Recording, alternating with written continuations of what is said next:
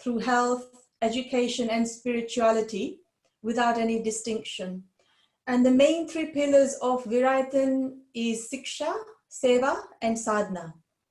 Virayatan is founded by Sri Acharya Channaji, the headquarters in Bihar in India. I hope one day some of you get the opportunity to go to Bihar and experience the wonderful atmosphere that Virayatan is.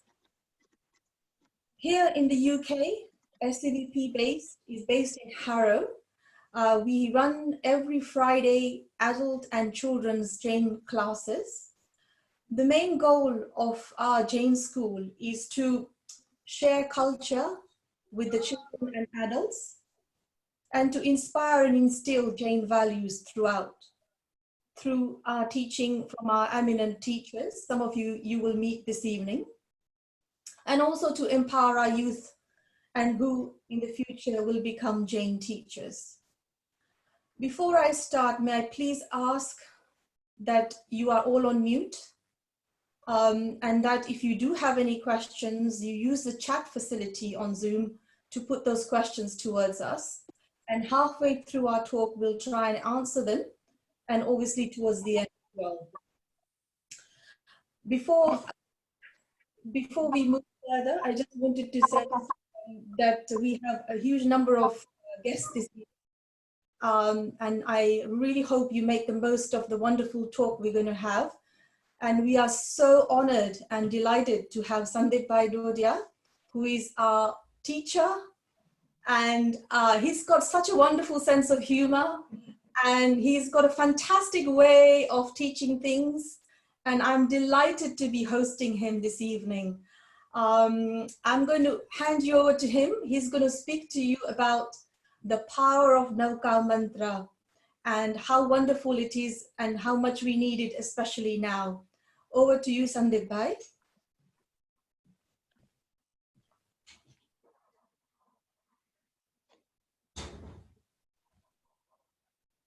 Jai Jinendra, everyone. Can you hear me? Yeah. Right. Welcome all. I hope you are all safe in your houses and that you are following the government guidelines to stay indoors and not to venture out unless you absolutely have to. Today's talk is going to be on Navkar Mantra. So before we even start, let's just start with the prayer, which is Navkar Mantra. So if you can please, first of all, can I request that you put your phones on mute? I mean, your videos on, sorry, my phone's just rang. Can you put your phones on mute, and also, you know, you can watch the video, okay? And if you need to ask questions, please use the chat function as Varsha mentioned. So please close your eyes. Namo Arihantaram Namo Siddharam Namo Ayariyanam Namo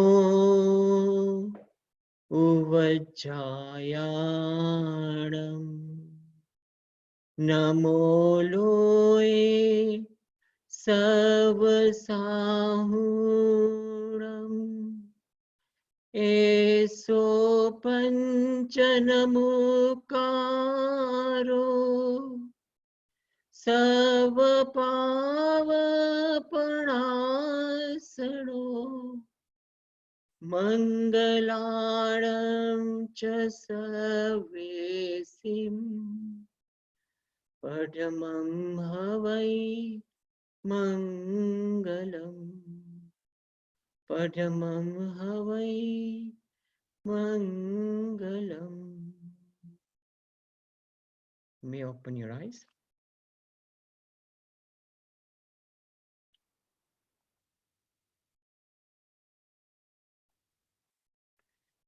So, today's talk is going to be on Navkar Mantra. Now, I'm sure all of you know Navkar Mantra, or at least I think in all Jain families, the first things that parents teach their children is the Navkar Mantra.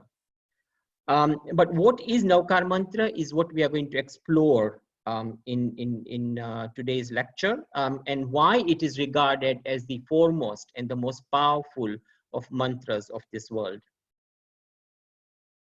So first of all, I wanted to ask you a question.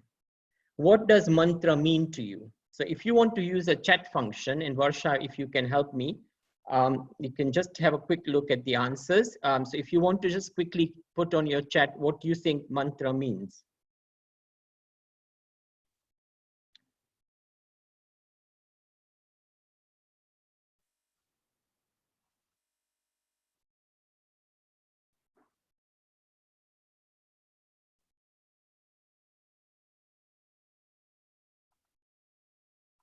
Have you got any answers? Yes, we have a chanting prayer, a sacred verse by Chintu. Palvi Ben mentions as well. Bakul Bhai says auspicious sounds. Dushyant Bhai says relaxation, prayer that helps the mind and oneself. Repeating a phrase. Akshita says man is mind and Tra is focus. Yes. So Manish Bhai says repetition of the mind. Bharat Bhai says reciting prayer. And finally, Kruti says sequence of words that tell me how to live my life. Yeah, so mantra is made up of two words. Man means to think or mind, and tra can be empowering, or it means transcend, tari jao. So mantra is also a sacred sound, and mantras generally are compiled or are created by great personalities, great souls, and the mantras themselves are imbibed with a lot of power. So Navkar Mantra is regarded as first and foremost a mantra, and it is the most vital force that humans have, which is the inner soul, which is the power of the soul. So meditating, chanting, eulogizing, devotion, and veneration are all instruments for awakening that inner force. So, you know, when we sing bhakti in the Derasar, or we sing bhajans, or we repeat certain, words or something which are religious in nature, those are all instruments for awakening the inner force. And with the help of God, Guru, and Dharma, we may develop and sharpen our inner power. Now, what do we mean by God, Guru, and Dharma? I will come to you just now. So first of all, Navkar MahaMantra is an extraordinary mantra. So it is aimed at visualization. We will see in a bit what I mean by visualization. It is aimed at remembrance. Who are we remembering? It is aimed at pondering, or rather introspection. It is aimed at meditation, and it is aimed at realization of the fully developed and developing forms of the soul, and not at some personified deity. So Navkar Mantra ma koi અસ્તિત્વ કોઈ વ્યક્તિના નામ નથી કે કોઈ ભગવાનના નામ નથી કે કોઈના નામ નથી. This is applicable to any people who inspire, who guide us, and who take us to the doors of self-realization. So why is this mantra eternal and perpetual? It is named, first of all, it has got several names in various communities. So it is called Namaskar Mantra, then it is Namokar Mantra, and then Navkar Mantra. Namokar has the same meaning as Namaskar. It is also known as the Panch Parmeshthi Mantra. Panch Parmeshthi being the 5 important personalities that we recite in this mantra. However, for the Navkar Mantra itself has different meaning. It includes 2 words, Nav and Kar, meaning 9 small lines. And Shwetambar Jains, especially those who originated from the state of Gujarat in India, call the mantra Navkar Mantra because there are 9 phrases in the recitation. So the mantra itself, and this is very important, the mantra has 9 lines. It has 35 letters in the 5 mantra lines. and 33 in the auxiliary lines. So total of 68 letters. Apne kahe 68 akshar. The first 2 of the 5 words fall in the category of God. The other 3 fall in the category of Guru. And the last 4 represent Dharma. Okay. Acharya, Upadhyaya, and Sadhu are called sadhaks. Basically, they are also on the path of spiritual purity and spiritual self-realization, and they are still evolving. They are gurus who are worshipped by Shravaks, and they are and who in turn aspire toward, and they in turn aspire towards Arihant and Siddh. It is said to be the essence of Jain scriptures, the 14 Purvas. The whole Jain philosophy or religion is totally in the Navkar mantra. So the Jains believe that the Namaskar mantra is eternal. Now, I do not know how many of you have been to Orissa. I have, and there is Udaygiri and Khandagiri caves very close to Bhubaneswar.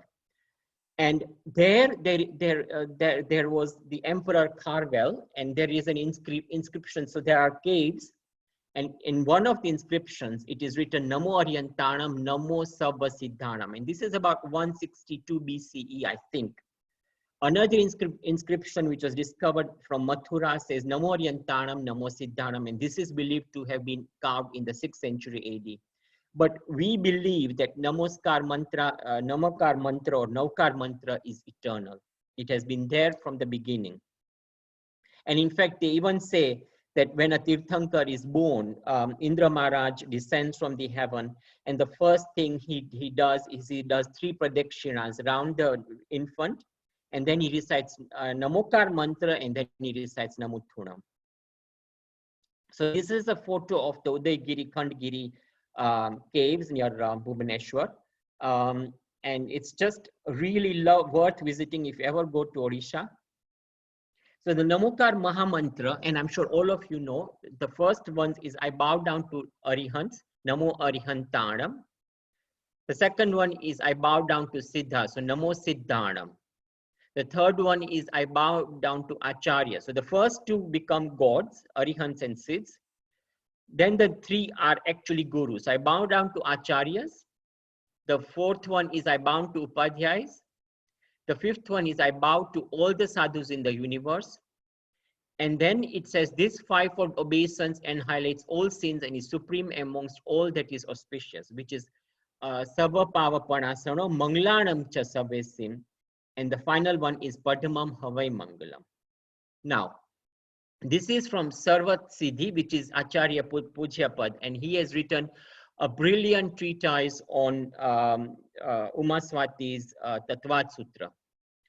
And it basically says to the leaders on the path of liberation, destroyers of mountains of karmas, knowers of the whole reality, I bow to acquire their qualities. Okay, so it is. It has been written, I think Sarvat Siddhi was actually compiled by Acharya Pujyapad sort of towards the end of the 19th century, beginning of 20th century. So the first word is Namo or Namaskar. And this means obeisance. But who do we pay obeisance to? Anyone? If you want to put on chat.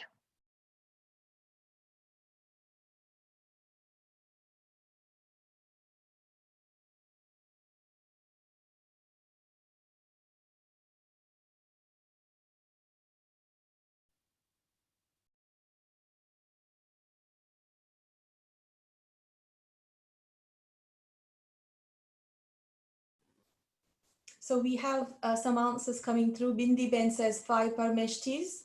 Sandipbhai says Arihants. Yeah. Tej says to the Ford makers, and Pallavi Ben says Arihants. Yeah. And so, Avinash, the one who follows. Yes. So we pay obeisance to somebody who is better than us, right? Somebody who is superior to us in qualities. In this day and age, we tend to pay obeisance to the celebrities, right? This is the culture in the West. So all the football stars, all the celebs who make music, all the celebs who and we think that we need to aspire to them, but really it is somebody who is better than us, superior to us in qualities. And here I need to say that all of us possess incredible qualities. So we should never ever lose confidence in our own self first. And it is a perfect symbol of humility and openness to superior qualities. So Navkar Mantra or Namo, when you bow down, automatically you bow down, so you bend down from your waist. And the minute you bend down from your waist, you actually acknowledge not the superiority, but you acknowledge that you have a lot to learn from the person or the deity or whoever you are bowing down to. Also, the gentleness and sensitivity of an individual can be gauged from the joy with which he bows before those great souls. So, we normally bow down with joy, unless somebody reluctantly prods you at the back and says, can you bow down, which we tend to do with my son. But in most cases, we bow down automatically when we see somebody who, for example, somebody who's fasted, somebody who's done great works in their life, who's done great, like this gentleman, 99-year-old gentleman who's collected so much money for NHS and just by walking in his garden. And these are people who might not be superior in their soul evolvement, but they definitely have certain qualities which we need to admire. So we set aside all ego and we offer ourselves completely. And the people we really do that to is our gurus, because the gurus are the ones who will hold your hand and will take you to the door of moksha. There is no one else on this earth who's going to come. It is only the Tirthankars and the gurus who will take you there. So this is called Pramod Bhavana or joyous appreciation. And why should we pay obeisance? Anyone?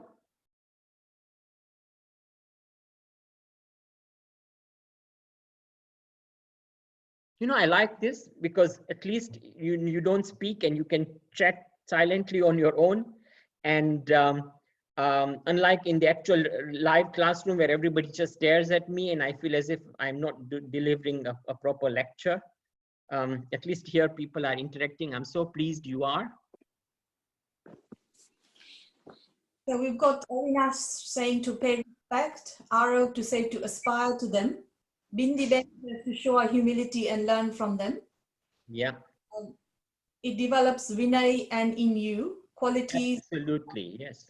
Out of respect to Guru, Hitesh Bhai says, Bhavana says to stay humble and respectful. Krishna Ben says appreciation and humility. Brilliant, thank you all. So by practicing this emotion of love, and remember, this is an expression of love, the aspirant finds the negative qualities of envy, jealousy, and pride are uprooted. And as a result, the heart of the person becomes broader, kinder, more compassionate, and more sublime. The blemishes of sins get washed away, and by chanting the names of the great souls and masters, our thoughts get purified. The next question I have is, so we bow down. But what are we bowing down to? Can we really benefit from uttering the name of enlightened beings? Now here you have to remember that these are beings who have gone into moksha. It is very unlikely that they are going to be able to do anything for you. So my question is, can they do anything for us? So everyone, please, if you want to use your chat lines to answer.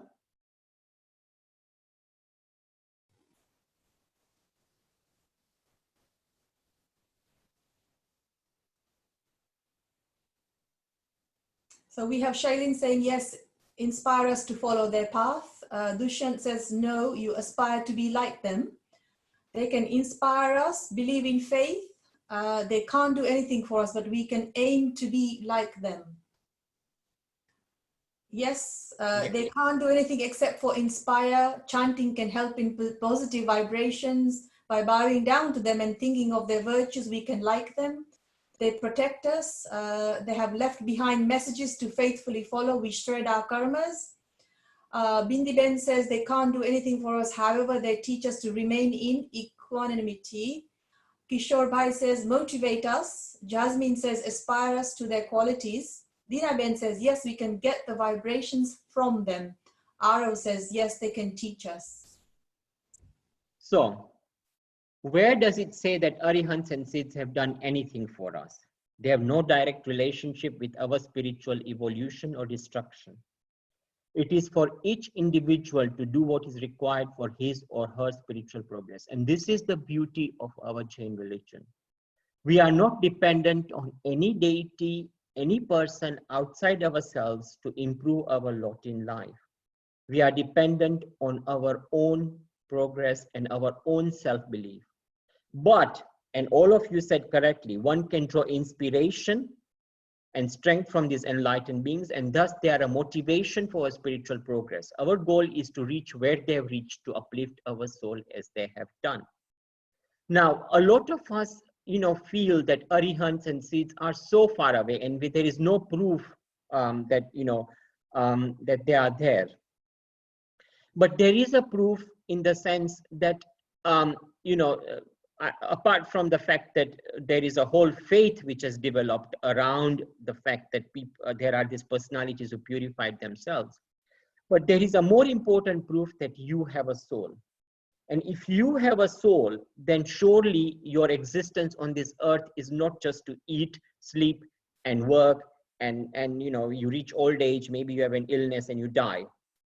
And I don't think that is our aim in life. Our aim in life is, because we've been given the faculties to choose between what is right and what is wrong, what is correct for our own spiritual progress.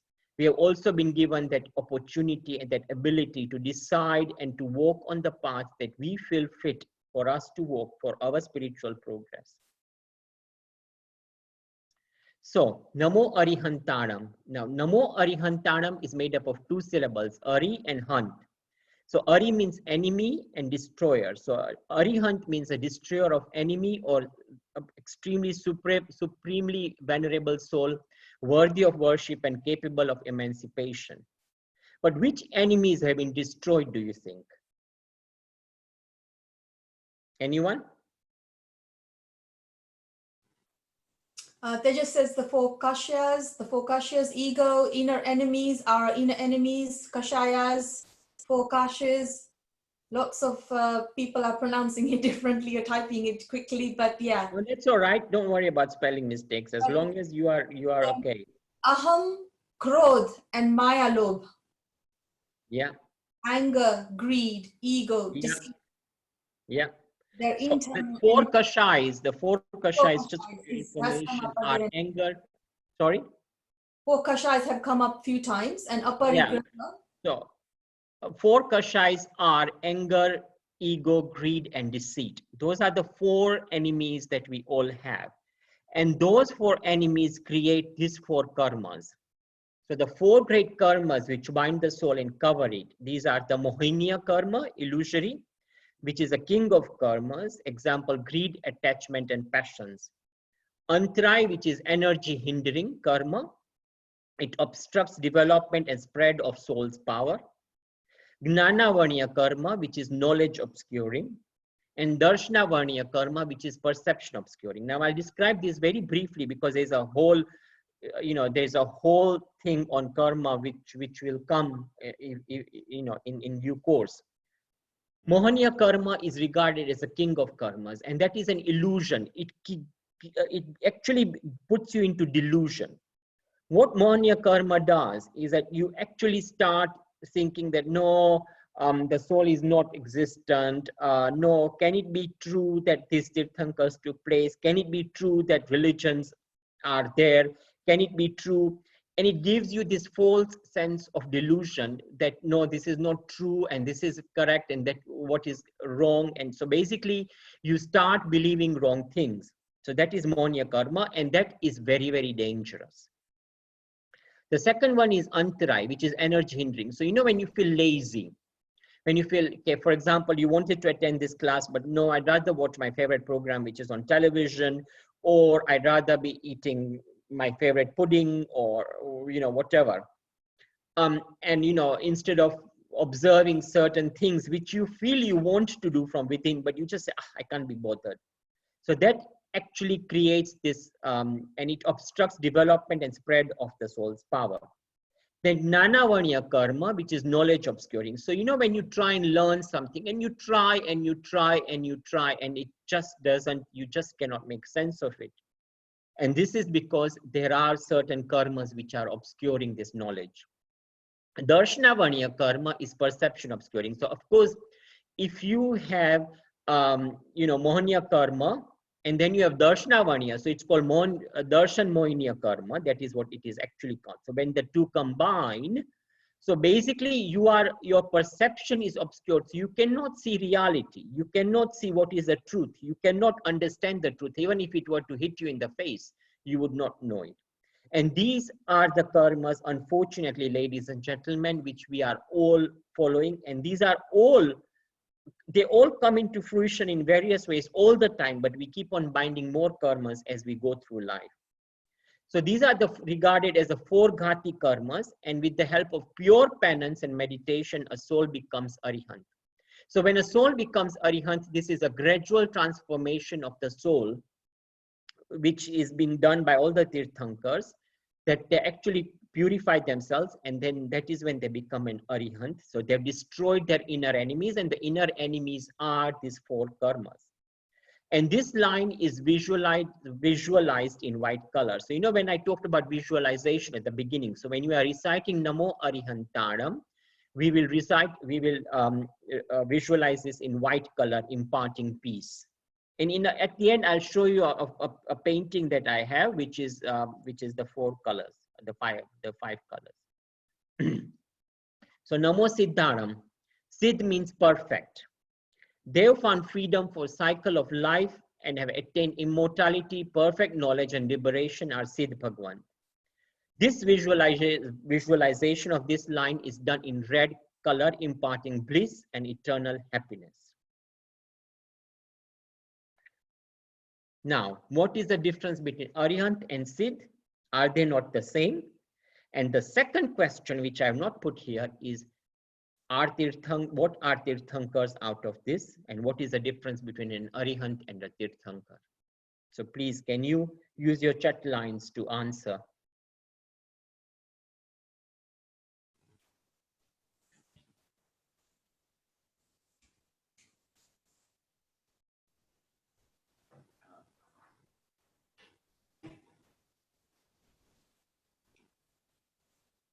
Anyone? We're just waiting. I think people are just typing. Okay. I thought everybody had gone quiet like they do in my classes. No, Arihant have not attained liberation or moksha. Siddh have reached moksha. Arihants are still living souls. Arihants are living, Siddha are liberated. Arihant is present in the world. Siddh's soul has gone to Siddh Shiva. Yeah.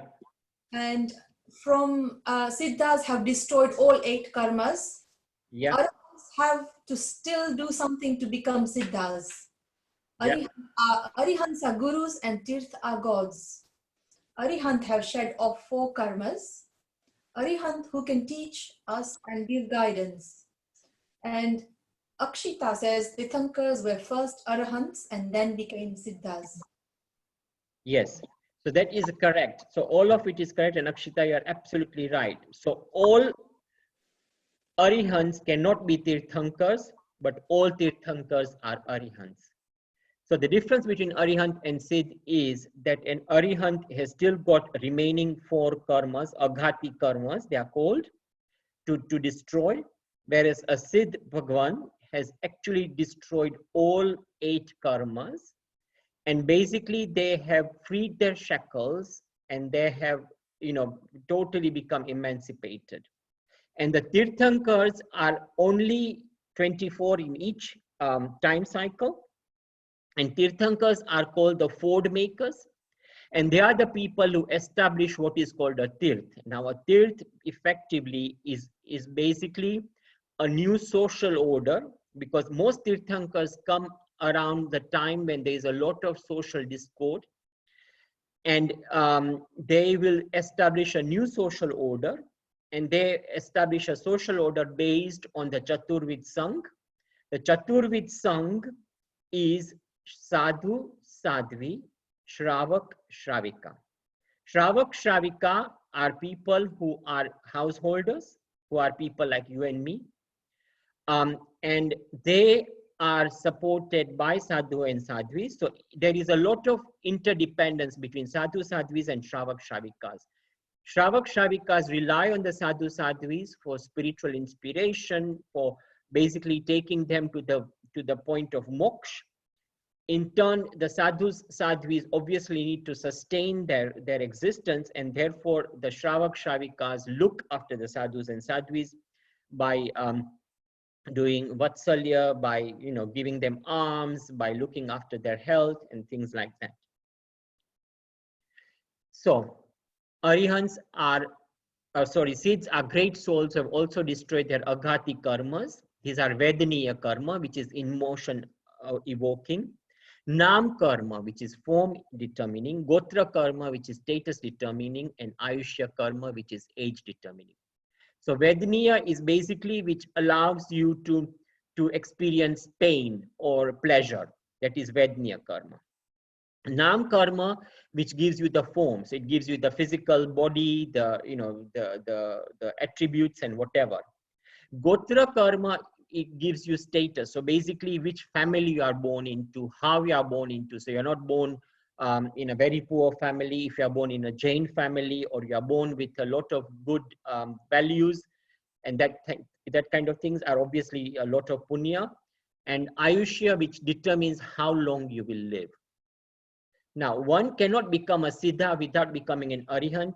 Hence, we always pay obeisance to Arihants first. So that is why we always say Namo Arihantanam, because Arihants are the ones who first are responsible for destroying their ghati karmas, their horrible, sticky karmas, and then they become Siddhas after that.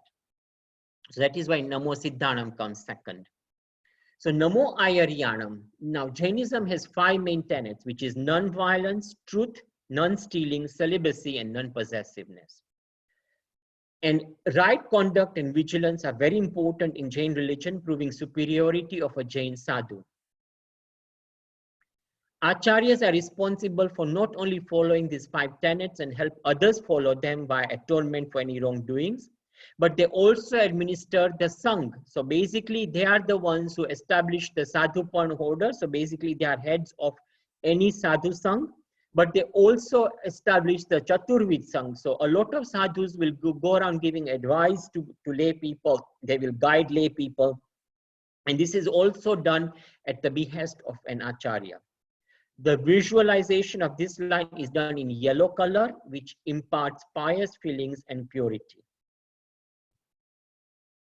Namo Vajrapanjar. Here the Upadhyay Maharaj bestows upon us the wisdom of discrimination, Vivek, that the body is different from the small. Now Upadhyay Maharajis are very, very learned, and they are the ones who impart spiritual knowledge to the rest of the Sangh.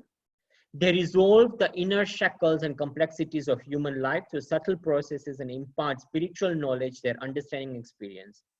They are like a lamp that lights up other lamps, and we meditate on this line in color blue, imparting tranquility and helps in concentration. So Upadhyay Maharajis basically are extremely learned, and they actually take the scriptures, the Jain scriptures, and they explain those to us in great detail and in a language which is easy for us to understand. And then of course, Namo Loe Sava Sahunam, which is Acharya, Upadhyay and Arihant lines are evolved forms of Sadhupad. So basically, you start off becoming a sadhu, and then you evolve and you becoming an Upadhyay as you become more learned. Then you become head of a sadhu sangh. But more importantly, then you start moving up to the destruction of karmas, and you gradually move to an Arihant pad, and then you become a Siddh. So the words Loye and Sava is used, and the amazing equanimity of Jain Dharma is revealed here. Now, why do I say amazing equanimity? Because really at this stage, it is showing that all of us are capable of achieving what Arihants have achieved. From the point of view of inner state, wherever monkhood is found in this vast world, and on whoever it is bestowed is considered worthy of worship. So wherever you find any gurus, any sadhus who are willing to lead you, and they're willing to lead you with the three jewels, which is Samyak Darshan, Samyak Gnan, and Samyak Charitra. That means pure knowledge, pure inner perception that I am a soul and not a body.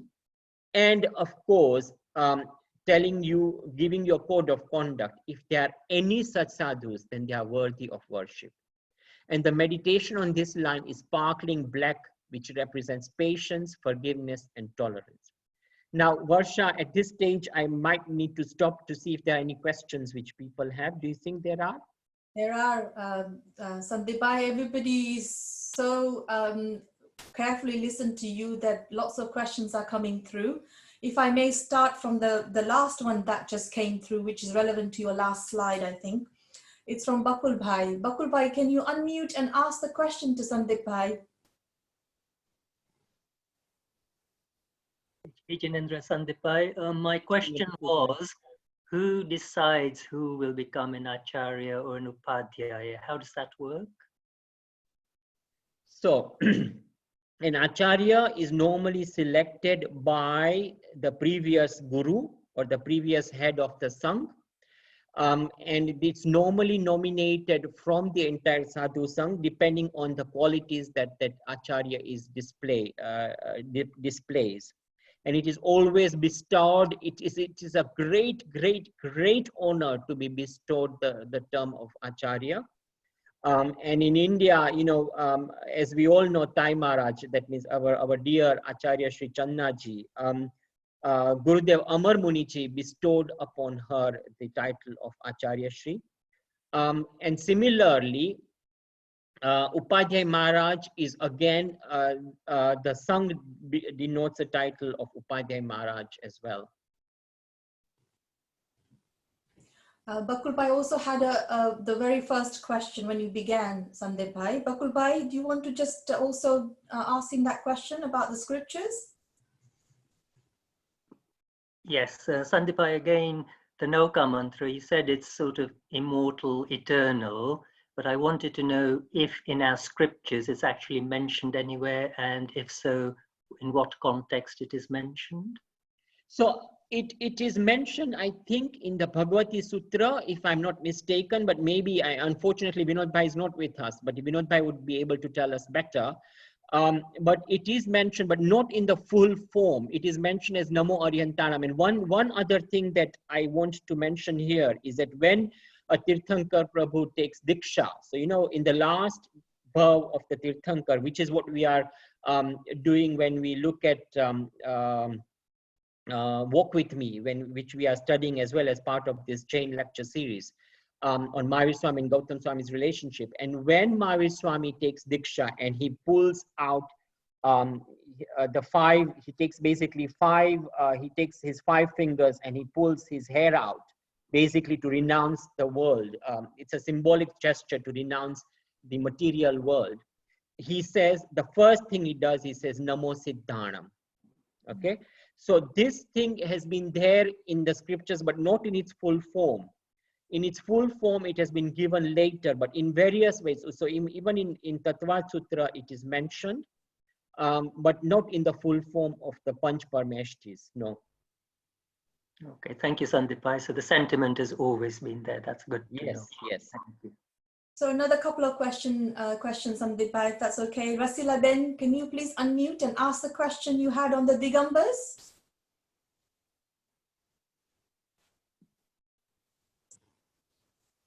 Rasila Ben? Okay, no problem. We'll come back to Rasila Ben. We have a question from Raj Mehta. Raj, can you unmute and ask the question you had? Yeah, Janendra, Sandipbhai. Hey, Janendra. Who was the last Aryan stroke Siddha that we know about? So the last one that, according to Jain Dharma, we know about is, of course, Mahavir Swami, right? After that, No, I mean, yeah, the Gautam Swami came after him. Yeah, so after him, it's very difficult to know you know, there is anybody, because Mahariswami's life is actually been written. Now, a lot of people will say that Srimad Rajchandra has achieved Siddhpanu. That means he's gone to moksha. Okay. And there is also talk that the author who penned Samay Sar, Niyam Sar, you know, Acharya Kunkund Acharya actually went to Mavidya Kshetra, which is where another world altogether, and where Shrimandar Swami resides, and he actually had developed these powers, and he penned this Samay Sar and whatever. So a lot of people are saying that perhaps even he has gone, but I think that from what I've read on Kunkund Acharya, that he's probably in a Devlok somewhere, and that maybe he is going to be a Tirthankar. Now there is a lot of thing of the next lot of Chovis Tirthankar, and who is going to be there. And of course, you know, the names which come up and everyone I think knows them, is Ravan, as in the Ramayana Ravan, and there is also Shri Krishna, and all of these people have been said that they will become Tirthankars in the next time cycle. So the next question we have is from Ashaben. Ashaben, would you like to just ask the question? Hi, Jai Jinendra. My question is, do we know who has created the Navkar Mantra, or who wrote the mantra, or at what time it was created? So,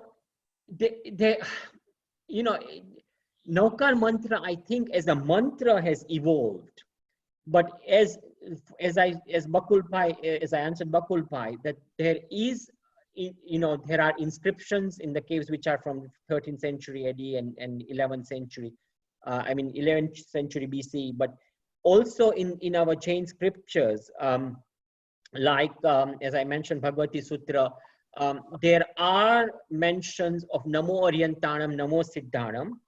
There is, of course, the Acharang Sutra. Now, Acharang Sutra talks about conduct mainly for the sadhus. And in there is mention of acharyas, upadhyayas, and sadhus themselves. Now, as a whole mantra, I think it has evolved to combine these Panch Parmeshtis. So, but there is no real author, and we as Jains believe that it is eternal. And the reason why it is eternal is because these beings have been eternal. These elevated souls have always been there to guide people. Okay, we have also a question from Ben about the color. When you mentioned color, she has a very particular question. Bindiben, can you unmute and ask the question? Jai Shinanda, Sandipbhai, I thought Namo Uvajayanam was green color. So it could be, there are two things. Yes, there is green, but there is also the yellow color as well. So there is a blue and green. So it's a mixture of both the colors, but according to some scriptures that I read, it mentions blue, some mention green. I will show you a picture. As I said, I have a painting which depicts it as green color. Okay, thanks. So we have two questions from Yashwanti Ben. Yashwanti Ben, you mentioned one question about King Shrenik, and the other question is about the title Acharya. Do you want to put that forward to Sandipbhai, please?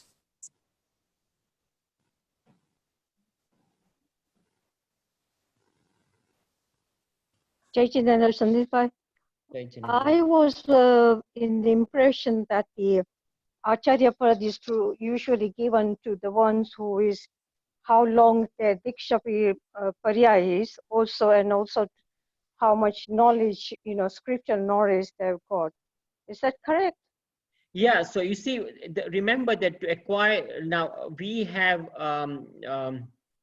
so many upangs which are part of the purvas, right? And the scriptures, to understand the scriptures, to actually introspect on them, to know yourself takes a lot of time and a lot of years. So it obviously makes sense that if you have been with the Sangh for very long, you have evolved spiritually. Remember, spiritual evolvement is even more important than your scriptural knowledge. It is more about being able to guide people. It is more about who you are as an individual, how developed you are as a personality. And once your guru recognizes that, then he will bestow upon you that Acharya Pad. Okay, so it doesn't depend on your Diksha Pariyay. Sorry? How long you take on your Diksha. It does. Well, obviously, because you need to have been a Dikshit for quite long in order to get to that stage, right? So we'll take one last question before moving on to the slides, Sandipbhai. And this question is from Chandni. Chandni mentioned something about the Bhagavati Sutra. Chandni, can you please ask the question?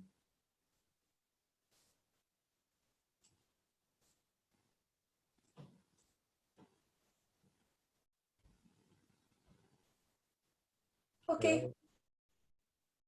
Hello. Maybe we can leave it at the last. Chandni, you need to. No problem. No problem. Okay. I think Rasila Ben has just pushed in there nicely before we move on.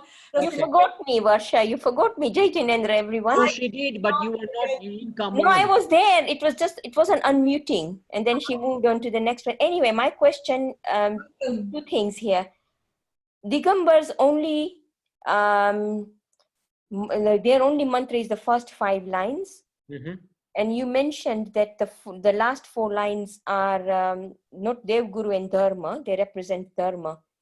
So what is the reason why they don't use the last 4 lines if it represents Dharma? Because you see what it does is, you know, when somebody fasts and we ask Hetame Satamacho, what is the response? We just say Dev, Guru, Pasai, right? So basically what we say is that Dev, Guru, na Ashirvad thi, I'm able to do whatever I'm able to do.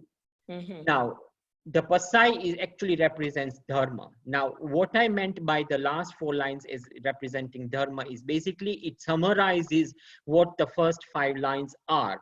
Now, the actual religion is in the 5 lines. Namo Riyantanam, Namo Siddhanam, Namo Aryanam, Namo Vajanam, Namo Loe Sabbhasaunam. That is where the whole religion is based. But what the last 5 lines is, they explain it further and they actually underline why the 5 Parmeshtis are important. Now, what Digambars say is that it is unnecessary.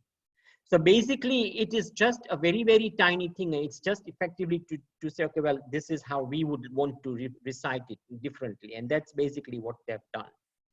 Right. Okay, thank you. Can I just clarify one thing? In the Terapan sect, Acharya Tulsi appointed Acharya Mahapragya as the next Acharya. He wasn't the longest serving sadhu, but his knowledge and his ability to translate that knowledge to make it understandable by the vast population was great. Yes, it also depends on how fast you can evolve. Some souls are born with that natural spiritual ability. They are born to make changes in this world. Like our Acharya Sri Channaji, you know, her vision is so immense. So this is what happens, that when you have people who are born and who naturally sparkle, then it is very likely that their guru will appoint them. Now, yes, at times length is also important, because obviously you need to be with the Sangh for long enough to understand, but some people can do it much faster. Thank you. Okay, shall we move on? No, that's it, Sandipbhai. Please carry on. I'll ask the rest of the questions at the end of your presentation. Right, so Eso Pancha Namukkaro Sabva Pavapanasano Manglanam Cha Savvesim Padmam Havai Manglam. This explains the power of the mantra. The first 2 pads explain the journey of the soul as it undergoes destruction of sins, and the last 2 explain the rewards and fruits attained therein. So Eso Pancha Namukkaro Sabva Pavapanasano. So a 5 Parmesthine Namva Mate, sorry, I'm using Gujarati. So if I'm using Gujarati, just stop. If you don't understand Gujarati, just stop me. એસો પંચ નમુકારો, આ 5 પરમેષ્ઠીને bow down કરવા માટે સર્વ પાવપણાસનો, સૌ પાપનો નાશ થાય છે. Okay. Now bowing down with the purity of your own soul, with your earnest intentions and extreme desire to purify yourself. Manglanam cha savvesim, so that means Mangal che a naam, that means a 5 પરમેષ્ઠીનું નામ. Savvesim ane Padamam Havai Mangalam, that means by reciting this 5 પરમેષ્ઠીનું નામ, બધાને મંગલ થાય છે, આખી દુનિયામાં મંગલ થાય છે. And at this moment when we have COVID happening, there is nothing more powerful. And today I was working and I was listening to Navkar Mantra Dhun in the background, and you will not believe how powerful it is, because it was, although it was playing in the background, it just, I was humming into myself and I was working, and it just gives you that intense energy. So the transformation of the soul happens thus: when there is a marked difference between a devotee and a deity. One is aware of oneself as a devotee and sees the other as a deity. That is, a duality remains. Remember, e Bhagwan Gabharama che, if you go into the derasar, you are outside. You always, and this is our problem, we always see ourselves ke tame ત્યાં છો, હું અહીંયા છું. એટલે આપણે કહીએ તું મને ભગવાનનું એક વરદાન આપી દે. ભગવાન તમને વરદાન શું આપવાના હતા? The duality still remains. But when fluctuations of aversion and attachment are destroyed, when we move away from aversion, aversions means મને આ ગમે છે, મને આ નથી ગમતું, મને આ સારું લાગે છે, મને આ સારું નથી લાગતું, મને આ વેધર સારી, વરસાદ આવે છે આજે તો મને વરસાદ નથી ગમતો, ઓ તડકો આવે તો મને તડકો બહુ લાગે છે. Right? This is our state. And attachment, that means we are always attached to maru ghar, mari gadi, mari wife, mara chokra. The soul, so when all of that is removed, the soul perceives itself as a worshipped arihant. And this is a non-dual state. So remember, when you go into the derasar or when you recite Navkar Mantra, you are not reciting Navkar Mantra to another deity, to another person, you are reciting it to your own self. And what you are trying to do is you are trying to separate this distinction between Nar and Narayan, right? So this is what you want to become. So you want to move from becoming a Nar, that means an ordinary human being, to Narayan, which means becoming God. So the dual obeisance can lead to a non-dual obeisance where one bounds down to oneself. So this is the transformation of the soul that Navkar Mantra does, where you become, when Navkar Mantra, when reciting the must feel oneness with the 5 great souls. I am the soul, untainted by karmic blemishes, shackles that arise from ignorance. If I move ahead by lifting and removing the veils of attachment and ignorance from my inner vision, then I'm also a sadhu. I'm also an upadhyay. I'm also an acharya. I'm also an arihant, and I'm also a siddh. And then the obeisance is to the self. And beautifully, Anand Ganji Maharaj has put this. He's written Anand Ganji Chovisi, which is a eulogy to all the Chovis Tirthankar. And if you ever get a chance to read it, please do read it, please study it. And he starts off with, of course, Rishabh Jineshwar Pritam Marore, but this one is Aho Aho Ham Mujhne Namu. Namo Mujhe Re. Amit far datar na jene bhet thai tujhe re. That means I have realized myself so much that I am thinking, Bhagwan, tu che I hu chu, and hu che tu cho. We are together, we are the same. And this is what Mahavir Swami is, Akhi life Mahavir Swami, and that is why we study the 27 lives of Mahavir Swami. The entire life of Mahavir Swami is this. Okay, realize yourself. His message was always realize yourself.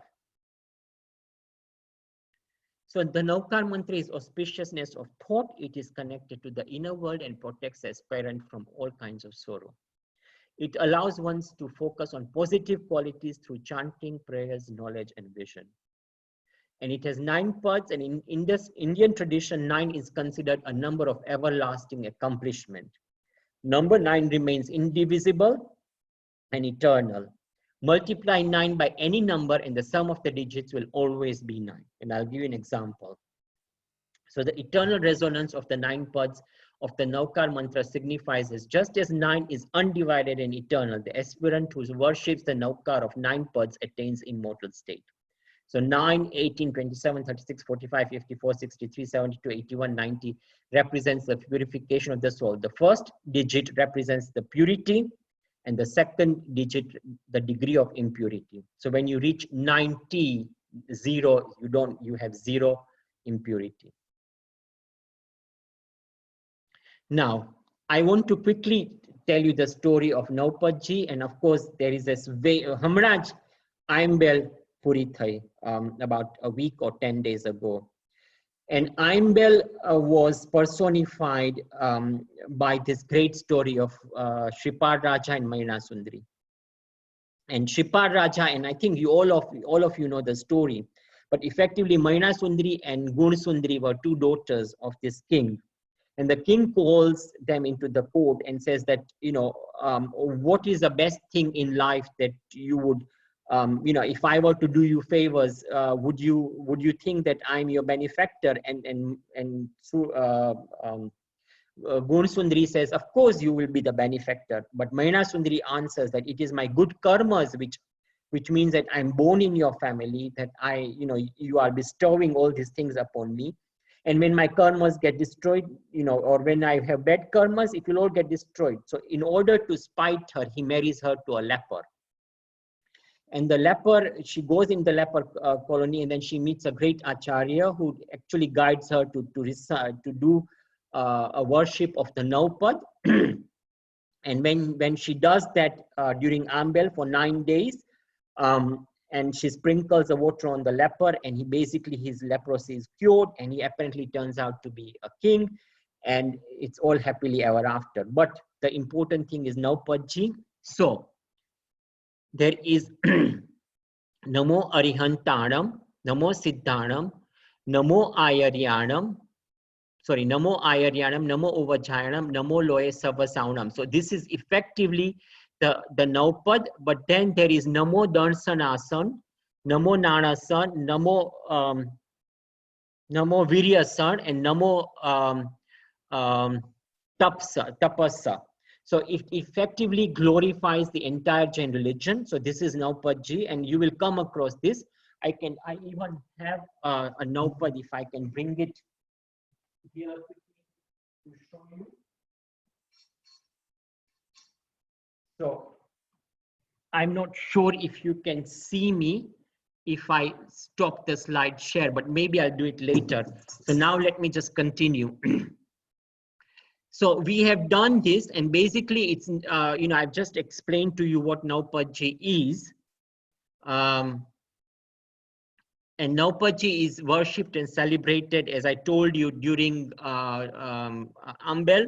And of course, we do the Sit Chakra Pujan as well, if anybody's attended. Now, the Jain rosary is 108 beads, and the 108 beads represent the 12 qualities of an Arihant, the 8 qualities of Siddh, the 36 qualities of Acharya, the 25 qualities of Upadhyay, and the 27 qualities of Sadhu, and it totals 108.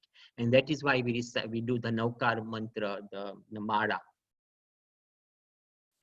So it is quite beneficial, and this is very important. If it is quite beneficial, if Navkar mantra is recited 12 times while one gets out of bed, 7 times while one goes to bed, 3 times while one moves out of house for any work, it is also suggested to recite 108 Navkar mantra once a day. If one cannot make it 108, at least 27 times recitation of Navkar mantra is recommended for washing out one's karmas and earning of righteousness. So it is also connected with the energy centers that we have. The top is the center of perception, which is Namo Siddhanam. The forehead is the center of knowledge, which is Namo Arihantanam. The throat is the center of purity, which is Namo Ayaryanam. The chest is the center of bliss, which is Namo Uvajayanam. And the navel is a center of power, which is Namo Loe Savasaunam. And there is a lot of information on Navkar mantra meditation. And by meditating it, one is moving up from Namo Loe Savasaunam up to Namo Siddhanam. So the last one before I end is, of course, the Vajrapanjar Sutra. Now, a lot of you people might know the Vajrapanjar Sutra, but there is this Sutra which has been formed out of Navkar Mantra. And it is very, very powerful. Basically, it forms a kind of an invisible shield around you. And it is recited, which Ashaben is going to sing at the end of this lecture for you. And Ashaben sings beautifully, by the way. It is chanted immediately before starting some ritual or meditation. It is also used to create an armor for self-protection when some faces hurdles, fear, or enemy. So if you wish to learn, since we are all seated at home and you know, we really cannot go out, this is a Vajrapanjar Sutra is worth learning. It is available on YouTube if you want to Google it. It is also called the Atma Raksha Sutra. And it is worth remembering, and you have to, there is certain movements that we do. Basically, they're called mudras or actions that we do. Basically, visualizing that we are forming like an armor around us. And this is what this Vajrapanjar Sutra does. And finally, I just want to say that remember with Om, the 9-line meaningful Parmeshti Namaskar that protects like a Vajrapanjra. So these are the meaning of the Vajrapanjar Sutra. Om Namo Aryantanam. This line is like the helmet on my head. Om Namo Siddhanam is a line which has a strong face plate on your face. Namo Aryanam is a line extremely strong breastplate in front of us and the back plate of the armor. Namo Vajrapanjar, this line is like potent weapons in my hand. Namo Loe Savasaunam, this line is the lower section of the armor, legs and thighs, and touch your seat and imagine it to be as hard as a diamond. Sabva Pavapanhasano, this line is strong rampart around me, moving both the hands, imagining a rampart around you. And Manglaram Chasavesing, this line is the moat around me, so it's full of burning coal, so no one can cross and enter it. And Padamam Havai Manglam, this line is a hard canopy over me. So this method of self-protection derived from this line of veneration has been prescribed by ancient acharyas. It is very effective and it pacifies even minor torments. The practitioner who protects himself in the above said manner, remembering the 5 lines of veneration, is never afflicted by fear, shock, attack, and mental worries. Now, the most important thing before I close this lecture, Navkar Mantra is a melody of a blissful soul. Every letter, sound, and word in it contain astonishing mantric power. Its proper utterance activates a spiritual energy, bliss, energy, and joy. These are the fruits of Navkar Mantra. Now, one of the most powerful things that the Tirthankar Prabhus have given us is overcoming fear. Okay? And in Namuthuram Sutra, this comes Jiva Bhayanam, right? So basically what it does is, what they've given us is they've given us a lot of instruments in order to protect ourselves.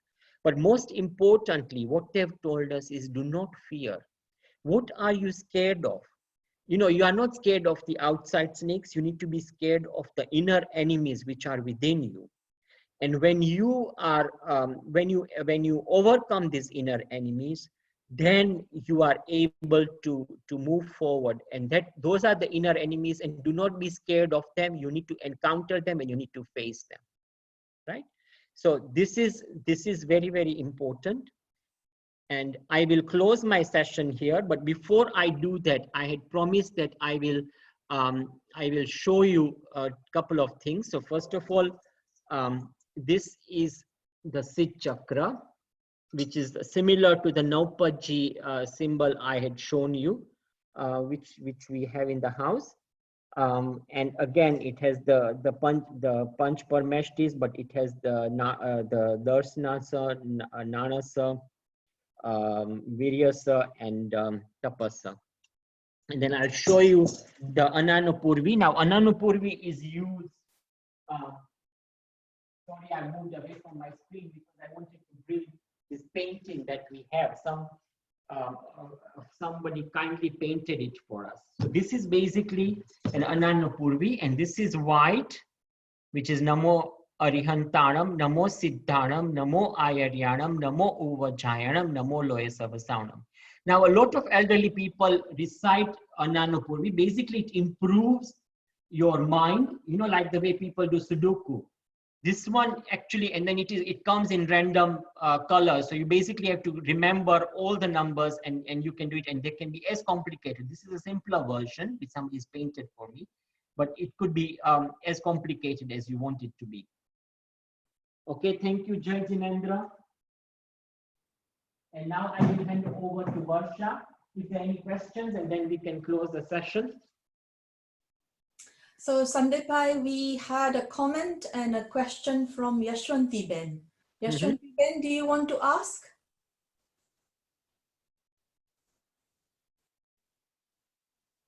Jai Jinendra. No, just a comment regarding the Naupad, you know, sort of originally it was recited the first and then Darshan Gnan Charitra Tav. But people were finding it difficult saying it, you know, Nana Sa, Dansana Sa. So then it was converted to the other last 4 lines. So people now have forgotten the original, which is really the Ratnatraya, and they're just reciting the other 4. That was my comment, just so. No, thank you for clarifying. That's, yeah, that is correct. Because the Rashila was saying that why only the first 5 words are said. I said because of Dev and Guru, and the last 4 probably are not said while you are, you know, sort of doing just a normal prayers, you know. Yeah. So there was those 2 comments. Any others? No, I think lots of questions we had earlier on, and most of them have been comments. But I'd like to take this opportunity to thank you, Sandipbhai, for what a beautiful presentation on the simple Navkar Mantra, and showing all your artifacts in your living room. I mean, really, we're blessed to see the visualization as well. And that last painting just reminded me of the Rubik's Cube. It is, but that is the Ananupurvi, which has got numbers inside, you know. And, absolutely. We're so grateful to you. Can I ask everyone to unmute and give a round of applause to Sandipbhai for this evening lecture?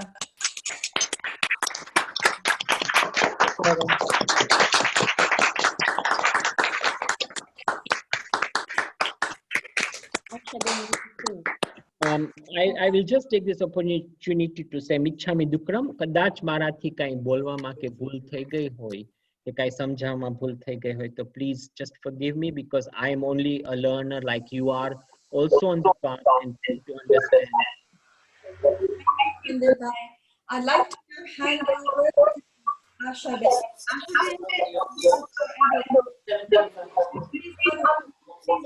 Your mics now.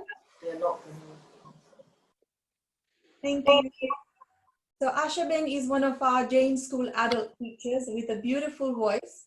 Ashaben, very kind of you to learn the Atma Raksha Sutra so quickly. Please recite it for us. We will all join you. Thank you. Yeah, please. Jai Jinendra, everyone. Jai Jinendra. Om Parameshti Namaskaram Saram Navapadatmakam Atma Raksha Karam Vajrapanjarabhyam Smaramyaham. Om Parameshti Namaskaram Saram Navapadatmakam Atma Raksha Karam Vajrapanjarabhyam Smaramyaham. Om Namo Arihantanam Shiraskam Sirasi Sthitam. Om Namo Savasiddhanam Mukhe Mukhapatam Varam. Om Namo Arihantanam Shiraskam Shirasi Sthitam. Om Namo Savasiddhanam Mukhe Mukhapatam Varam. Om Namo Ayaryanam Angarakshati Shaini Om Namo Uvasayanam Ayudham Hastayordradam. Om Namo Ayaryanam Angarakshati Shaini. Om Namo Uvasayanam Ayudham Hastayordradam. Om Namo Loe Savisahanam Mochake Padayo Shubhe Eso Panchana Mukaro Shila Vajramayi Tale. Om Namo Loe Savisahanam Mochake Padayo Shubhe Eso Panchana Mukaro Shila Vajramayi Tale. Savva Pava Panasano Vapro Vajramayi Bahiye Mangalanam Cha Savvesim Khadirangar Khatika. Savva Pava Panasano Vapro Vajramayi Bahi Mangalanam Cha Savvesim Khadirangar Khatika. Swaham tam cha padam meyam padamam havai mangalam vapro parivajramayam pidhanam deharakshane. Swahantam cha padam meyam padamam havai mangalam vapro parivajramayam pidhanam deharakshane. Mahaprabhava raksheyam Shudropadravanashini Paramishti patodbhuta Kathita purve suribhi. Mahaprabhava raksheyam Shudropadravanashini Paramishti patodbhuta Kathita purve suribhi. Yes Jivam kurute raksham Parameshti padehi sada Tasyan syadbhayam vyadhi Radhishchapi kadachanam. Yes Jainam kurute raksham Parameshti padehi sada Tasyan syadbhayam vyadhi Radhishchapi kadachanam. Om Parameshti Namaskaram Saram Navapadatmakam Atma Raksha Vajrapanjarabham Smaramyaham Vajrapanjarabham Smaramaham Vajrapanjarabham Smaramyaham. Thank you. Thank you so much, Ashaben. That was so beautiful. My goodness. I feel so peaceful, ready to go to bed now.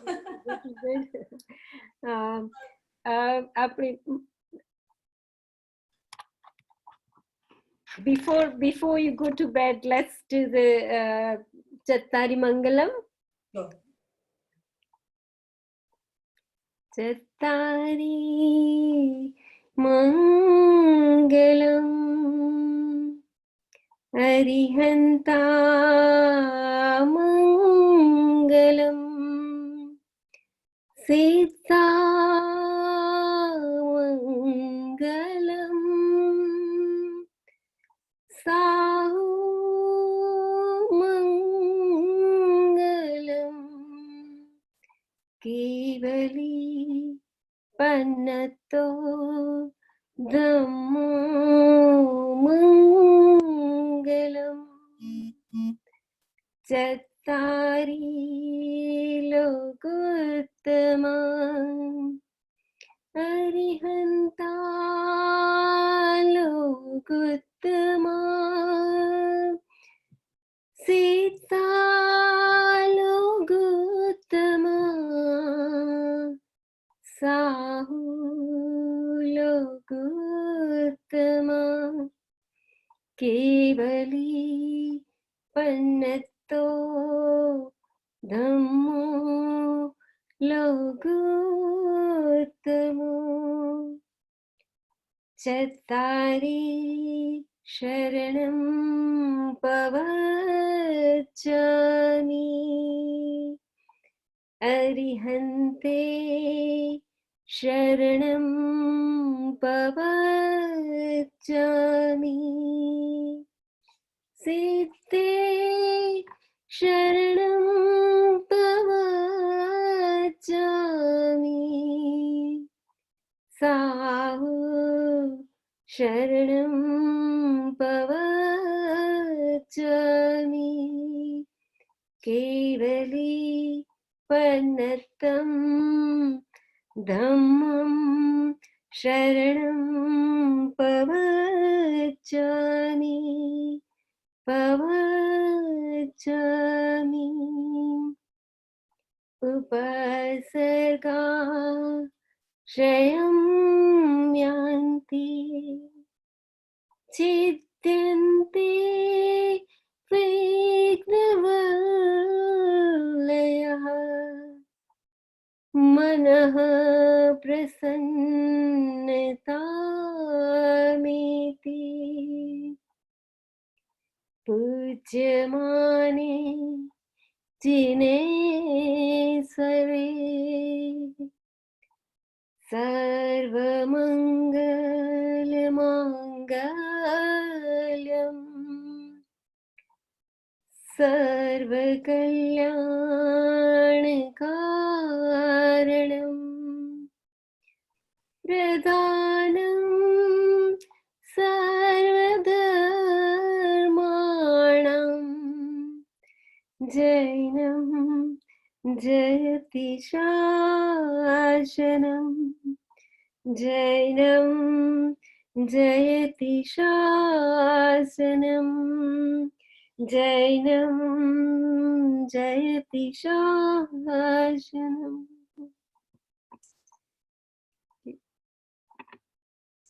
Thank you so much, Ashaben. My goodness, you have a beautiful voice. Really do. We've been blessed today to not only have Sandipbhai, but also Ashaben, and what a duo we have. You know, we've got the presentation and we've got the singing. I've thoroughly enjoyed this evening's Zoom teaching call. I hope all of you have as well. We've also been so lucky that we've had children joining this evening. So we've had two children I know of, who's Pia and Sanvi, who joined us today. And I think Rishabh also joined us for a few moments. And we've had a number of people watching from America and Kenya as well. So not only are we attracting all the UK audience, but we are also having that reach further into other countries. And I hope that you all enjoyed this wonderful presentation today. I also want to thank behind the scenes Ketan and also Nilesh for putting all this together, and they've been working so hard so that we all can come together and we all look good and sound good. So thank you so much, Nilesh and Ketan, really appreciate it. And what I'd also want to say is that just the end of this presentation, please take 1 minute to fill out the poll so we know how we can improve for our next session. We have next Friday, we have 7 p.m. we have a mindfulness class, which is free to all of you, and you are all welcome to join in. And after the mindfulness class, we have a next session, which is going to be conducted by Hina Ben, I believe, on the topic is the Logos. So please do join us next week. We will send details to you about the forthcoming few weeks and this, also the charitable work that SCVP UK is doing. And there are lots of charitable contributions you can make, and we can send you all those details afterwards. But please do fill in the poll and let us know how you found tonight's session. Thank you so much. And thank you, Bhavna Ben from Glasgow, Scotland. And so many messages from Paris, France. Bonsoir, bonne nuit, bandish, merci beaucoup. We are indeed getting so many people thanking us, and also people are requesting for where they can find the mantra that Ashaben sang, the Atma Raksha. people want to have a link sent to them perhaps, and so they can listen to that in the evenings. We are indeed, thank you so much. It's lovely to see all of you. Have a lovely evening. Have a lovely week. Varsha, sorry to interrupt you, but do we have their email IDs? They need to be on our email so we can send them the link for the Atma Raksha Sutra. Yes, we have registration details of all the people, so we can send that. But also at the end of this session, we can we'll put up a couple of slides as well, so they can come to the mindfulness session and any other sessions that are taking place in the next few weeks. So thank you so much. Michami Dukram from me as well if I've made any mistakes, but lovely seeing you. Keep smiling, stay happy, and see you all next week.